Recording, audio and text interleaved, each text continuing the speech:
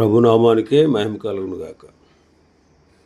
కూడొచ్చిన మీ అందరికీ కర్మల ఆత్మీయ సహవాస సంఘ విశ్వాసులందరికీ మన ప్రభువును ఆయన ప్రియ కుమారుడునైన యేసుక్రీస్తు వారి శ్రేష్టమైన నామలో శుభములు మరియు అందరికీ వందనాలు. యెషయా గ్రంథం 12వ అధ్యాయాన్ని మనం ధ్యానం చేసుకుందాం. యెషయా గ్రంథం 12వ అధ్యాయం.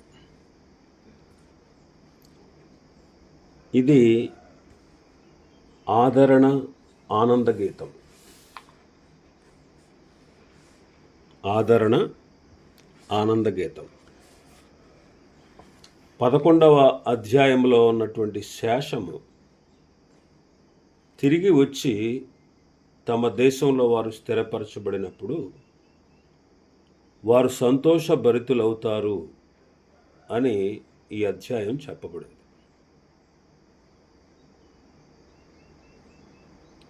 ఈ అధ్యాయము ఆ దినమున మీరు ఇలాగందురు అనే మాటతో ఆరంభమవుతుంది. ఆ దినమున అనే మాట ఇశ్రాయేలీయుల యొక్క విడుదల దినాన్ని సూచిస్తూ ఉంది. ఇశ్రాయేల్ యొక్క విడుదల దినం. చెదరిపోయినటువంటి ఇశ్రాయేలీయులు మెస్సయ రాజ్యంలో సమకూర్చబడతారు, ఉత్సాహ ధ్వని చేస్తారు. ఇశ్రాయేలీయులు ఐగుప్తు దేశాన్ని నుంచి విడుదల పొంది వెలుపలకు వచ్చిన తర్వాత వారికి ఎర్ర సముద్రం అడ్డుగా వచ్చినప్పుడు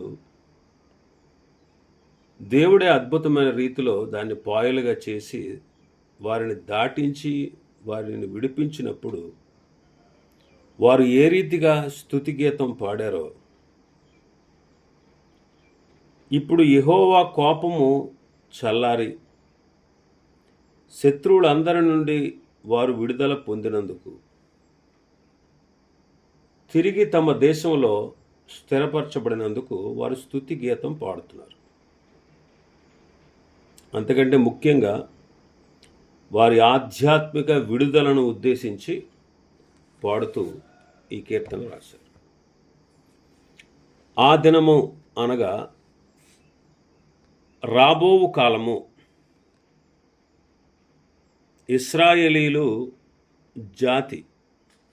ఇశ్రాయేలీల జాతి అంతటికి పాప విముక్తి కలిగించే కాలం అన్నమాట. రోమాపత్రికలో మనం చదువుతాం. రోమాపత్రిక 11వ అధ్యాయం 25వ వచనం నుంచి. రోమాపత్రిక 11:25. సహోదరులారా, మీ దృష్టికి మీరే బుద్ధిమంతులమని అనుకొనకుండునట్లు ఈ మర్మము మీకు తెలుసుకొన కోరుచున్నాను. అదేమనగా అన్యజనుల ప్రవేశము సంపూర్ణమగు వరకు ఇశ్రాయేలీయులకు కఠిన మనస్సు కొంత మట్టుకు కలిగెను. వారు ప్రవేశించినప్పుడు విమోచకుడు సియోనులో నుండి వచ్చి యాకోబులో నుండి భక్తిహీనతను తొలగించును. నేను వారి పాపములను పరిహరించినప్పుడు నా వలన వారికి కలుగు నిబంధన ఇదియే అని వ్రాయబడినట్టు ఇశ్రాయేలు జనులందరూ రక్షింపబడుదురు. సువార్త విషయమైతే వారు మిమ్మును బట్టి శత్రువులు కానీ, ఏర్పాటు విషయమైతే పితరులను బట్టి ప్రియులై ఉన్నారు. ఏలయనగా దేవుడు తన కృపావరముల విషయంలోను పిలుపు విషయంలోనూ పశ్చాత్తాపపడడు. మీరు గతకాలమందు దేవునికి అవిధేయులై ఉండి ఇప్పుడు వారి అవిధేయతను బట్టి కరుణింపబడితిరి. అటువలనే మీ ఎడల చూపబడిన కరుణను బట్టి వారు ఇప్పుడు కరుణ పొందు నిమిత్తము ఇప్పుడు వారు అవిధేయులై ఉన్నారు. అందరి ఎడల కరుణ చూపవలనని దేవుడు అందరినీ అవిధేయతా స్థితిలో మూసివేసి బంధించి ఉన్నాడు.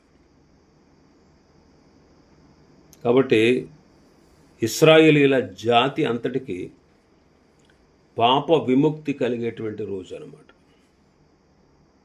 యెషయా గ్రంథం 44వ అధ్యాయం 23వ వచనం.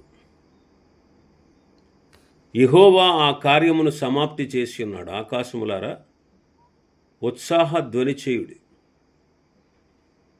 భూమి అగాధ స్థలములారా ఆర్భాటము చేయుడి, పర్వతములారా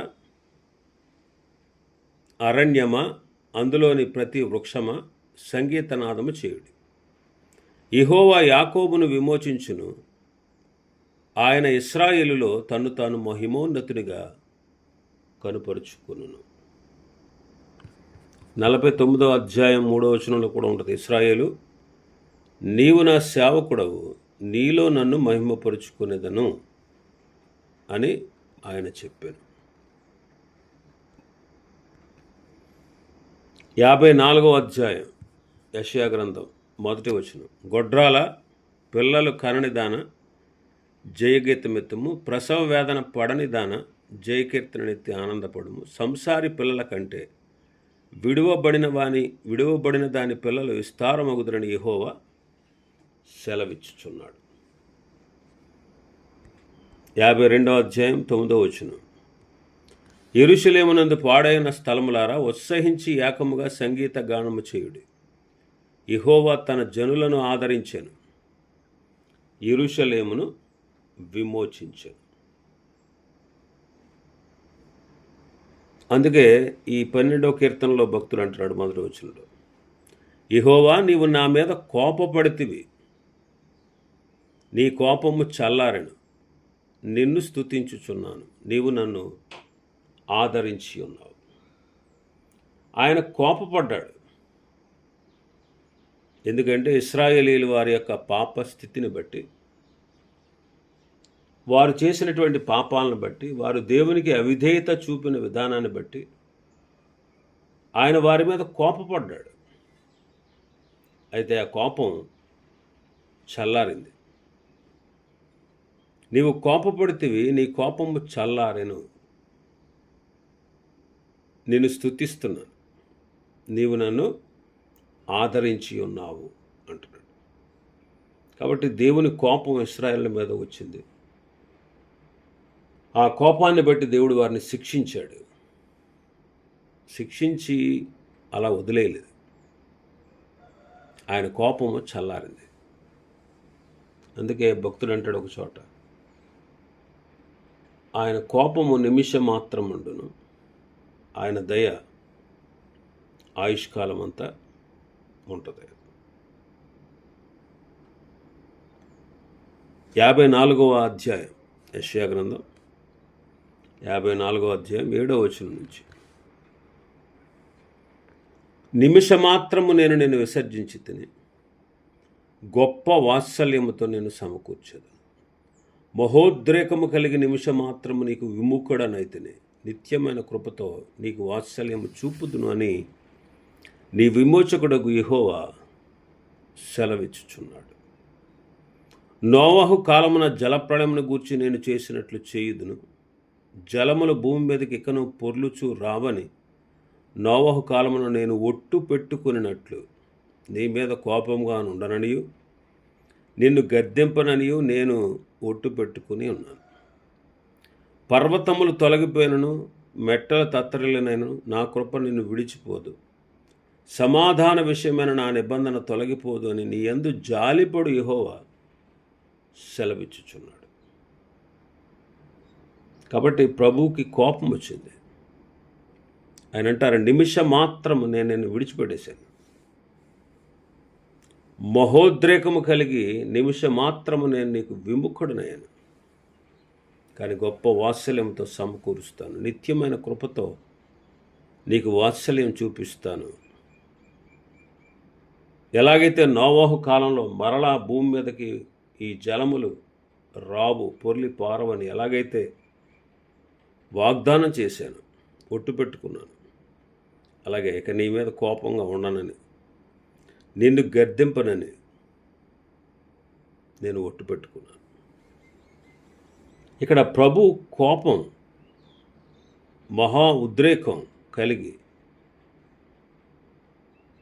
ఆయన విసర్జించాడు, విముఖుడయ్యాడు. అందుకే ఇశ్రాయేలులకు ఆ శ్రమలు. అయితే విమోచించబడినటువంటి వ్యక్తి ఎవరైనా సరే ఈ యొక్క ఆనంద కీర్తనను పాడవచ్చు. లేకపోతే మొత్తం సంఘం అంతా కూడా ఈ కీర్తనను పాడవచ్చు. అందుకే ఏమంటారంటే రెండవ వచనంలో, ఇదిగో నా రక్షణకు కారణభూతుడకు దేవుడు, నా రక్షణకు ఆధారము, నేను భయపడను, ఆయన నమ్ముకుంటాను.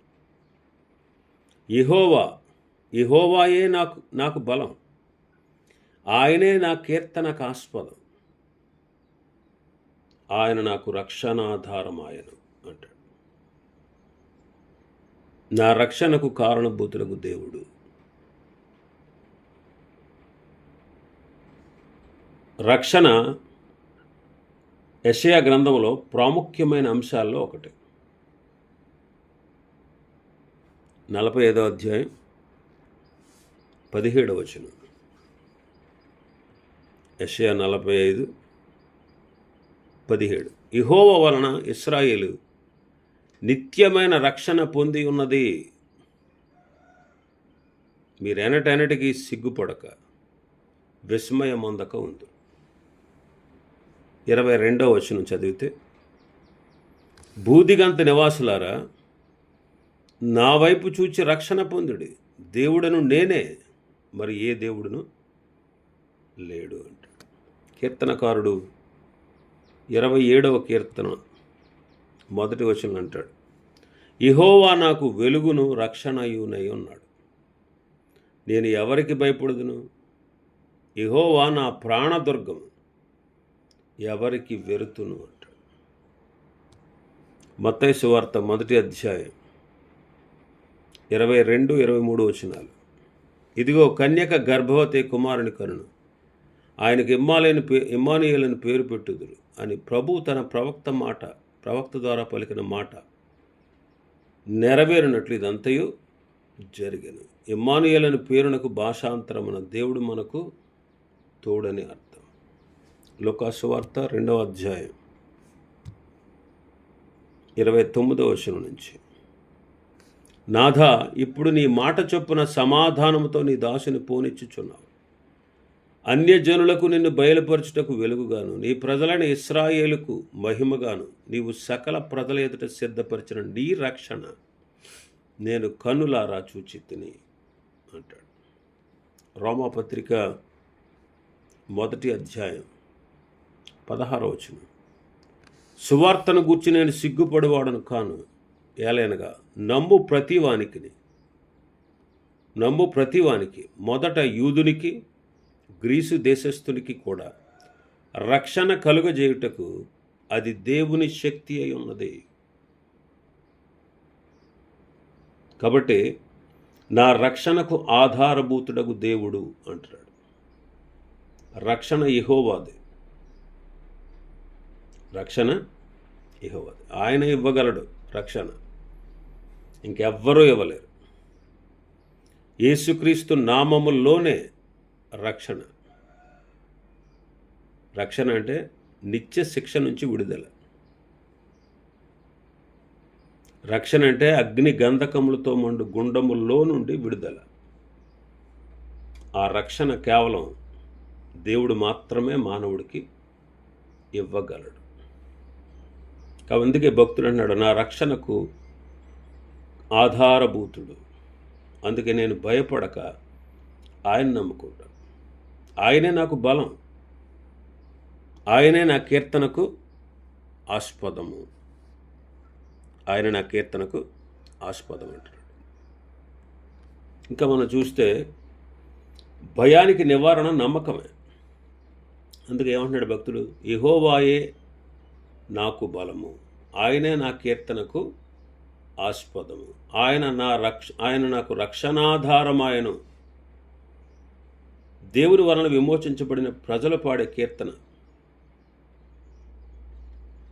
మహాకృప చేత, గొప్ప కార్యముల చేత విమోచించబడినటువంటి జనాంగము దేవుని గూర్చి స్తుతి కీర్తనలు పాడడం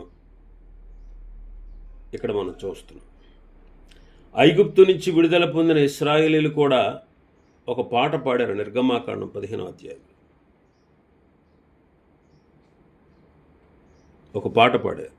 ఆ పాటకు ఇది ప్రతిగా ఉన్నట్టుగా మనకు కనిపిస్తూ ఉంది.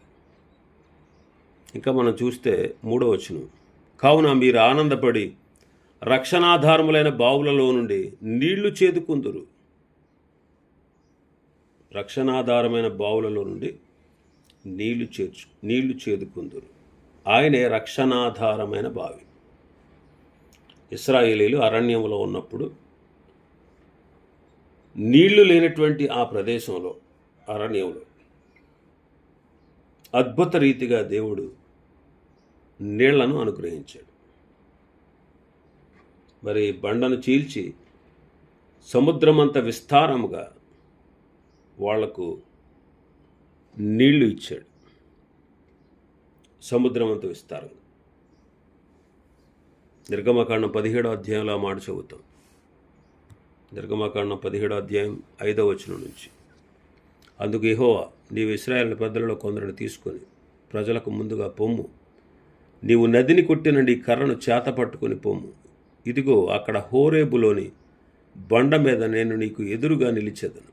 నీవు ఆ బండను కొట్టగా ప్రజలు త్రాగుటకు దానిలో నుండి నీళ్లు బయలుదేరినని మోషేతో సెలవీయగా, మోషే ఇశ్రాయేలు పెద్దల కన్నులు ఎదుట అట్లు చేశాను. కీర్తనకారుడు అంటాడు, కీర్తన 78 మనం చదివితే 78వ కీర్తన 15-16 వచనాలు. అరణ్యములో ఆయన బండలు చీల్చి సముద్రమంత సమృద్ధిగా వారికి నీరు త్రాగనిచ్చాను. బండలో నుండి ఆయన నీటి కాలువలు రప్పించెను, నదుల వలె నీళ్లు ప్రవహింపచేసాను. కాబట్టి అద్భుతమైన రీతిలో ఇశ్రాయేలులకు నీళ్లు అనుగ్రహం. అందుకే ఇక్కడ భక్తుడు అంటాడు, ఆయనే రక్షణాధారమైన బావి. ఇంకా మనం చూస్తే ఆయనే జీవజలముల ఓట. ఆయనే జీవజలముల ఓట. ఇర్మియా గ్రంథం 2వ అధ్యాయం 13వ వచనాన్ని మనం చదివితే, ఇశ్రాయేలీలు 2 నేరాలు చేశారంటాడు. నా జనులు 2 నేరాలు చేశారు. ఒకటి, జీవజలముల ఓట అయిన నన్ను విడిచిపెట్టారు. తమ కొరకు తొట్లను, అనగా బద్దలై నీళ్లు నిలవని తొట్లను వారు తొలిపించుకున్నారు అంటాడు. ఇంకా ఇర్మియా గ్రంథం 17వ అధ్యాయంలో మనం చూస్తే 13వ వచనం, ఇశ్రాయేలునకు ఆశ్రయమా యెహోవా, నిన్ను విసర్జించి వారందరూ సిగ్గునొందుదురు. నా ఎడల ద్రోహము చేయువారు యెహోవాను జీవజలముల ఓటను విసర్జించి ఉన్నారు గనుక వారు ఇసుక మీద పేరు రాయబడిన వారుగా ఉందురు. యోహాను సువార్తలో ప్రభు అంటారు, యోహాను సువార్త 4వ అధ్యాయం 10వ వచనం, అందుకు యేసు, నీవు దేవుని వరమును, నాకు దాహమునకిమ్మని నిన్ను అడుగుచున్నవాడెవడో అదియు ఎరిగి ఉంటే నీవు ఆయనను అడుగుదువు, ఆయన నీకు జీవజలమిచ్చును. 14వ వచనంలో అంటారు ఆయన, నేనిచ్చు నీళ్లు త్రాగువాడు ఎప్పుడు నువ్వు దప్పికొనడు. నేను వానికిచ్చు నీళ్లు నిత్య జీవమునకై వానిలో ఊరెడి నీటి బొగ్గగా ఉండునని ఆమెతో చెప్పాను. 7వ అధ్యాయంలో కూడా చెప్తారు ఆయన. 7వ అధ్యాయం 38-39 వచనాలు చూస్తే, నా యందు విశ్వాసముంచువాడెవడో లేఖనము చెప్పినట్టు వాని కడుపులో నుండి జీవజల నదులు పారునని బిగ్గరగా చెప్పాను. కాబట్టి జీవజలముల ఓట, ఇశ్రాయేలులకు జీవజలము ఓట తండ్రి అయిన దేవుడే. మనకు జీవజలము ప్రభువైన యేసుక్రీస్తే.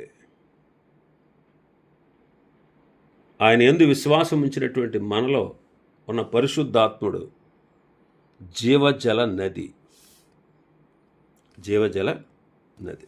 ఇంకా మనం చూస్తే మన భాగంలో 4వ వచనంలో, యెహోవాను స్తుతించుడి, ఆయన నామమును ప్రకటించుడి, జనములలో ఆయన క్రియలను ప్రచురము చేయుడి, ఆయన నామము ఘనమైనదని జ్ఞాపకమునకు తెచ్చుకునుడి. రక్షణ పొందినవారు, విమోచన పొందినవారు, ఈనాడు సంఘమైనటువంటి మనం ఆయన ద్వారా రక్షణ పొందాం, ఆయన ద్వారా మనం విమోచించబడ్డాం, ఆయన ద్వారా పరిశుద్ధాత్మ అనే జీవజల నదిని మనం పొందుకున్నాం. జీవజలపు ఓట అయిన క్రీస్తు ద్వారా, ఆయన రక్తాన్ని మన కొరకు చిందించుట ద్వారా మనం విమోచించబడ్డాం, విడుదల పొందాం, రక్షణ పొందాం. అందుకే భక్తుడు అంటున్నాడు, యెహోవాను స్తుతించండి, ఆయన నామమును ప్రకటించండి, జనులలో ఆయన క్రియలు ప్రచురము చేయుడి, ఆయన నామము ఘనమైనదని జ్ఞాపకం తెచ్చుకోండి. ప్రభువు విశ్వాసులకు చేసే తన కృపా కార్యాలని మనం సంఘంలో తెలియపరచాలి. మన జీవితాల్లో చేసినటువంటి ఆయన కృపా కార్యాలని సంఘంలో చెప్పినప్పుడు అది ఆరాధన అవుతుంది. మన జీవితాల్లో చేసినటువంటి కృపా కార్యాలు సంఘముతో చెప్పామనుకోండి, అది ఆరాధన అవుతుంది. అవే కార్యాలు సమాజంలో అన్యజనులకు చెబితే సాక్ష్యం అవుతుంది.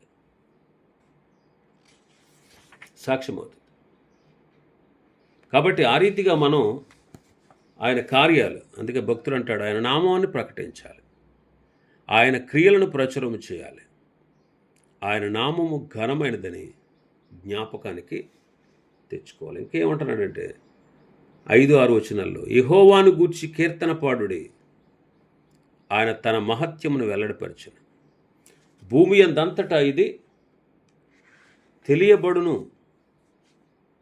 భూమి అందంతటా ఇది తెలియబడు. సియోను నివాసి ఉత్సాహధ్వని బిగ్గరగా చేయము, నీ మధ్యనున్న ఇశ్రాయేలీయుల యొక్క పరిశుద్ధ దేవుడైన ఘనుడై ఉన్నాడు. ఆశీర్వాదంలోకి వచ్చినటువంటి శేషము దేవుని నామాన్ని ఘనమైనదిగా గుర్తిస్తారు. ఈనాడు మనం కూడా దేవుడు ప్రభువైన యేసుక్రీస్తును అధికముగా హెచ్చించి ప్రతి నామమునకు పైనామమును ఆయనకు అనుగ్రహించాడు. ఇశ్రాయేలీలు అష్షూరు రాజు ముట్టడి వేస్తాడేమన్న భయంతో ఉన్నటువంటి యోధా వారికి ఇమ్మానుయేలుగా దేవుడు వారికి తోడై ఉన్నాడని వారు భయపడక దేవుడు వారికి ఏర్పాటు చేసిన గొప్ప భవిష్యత్తులోకి తొంగి చూడమని ఈ కీర్తన ద్వారా యెషయా యోధా వారికి అభయమిస్తున్నాడు.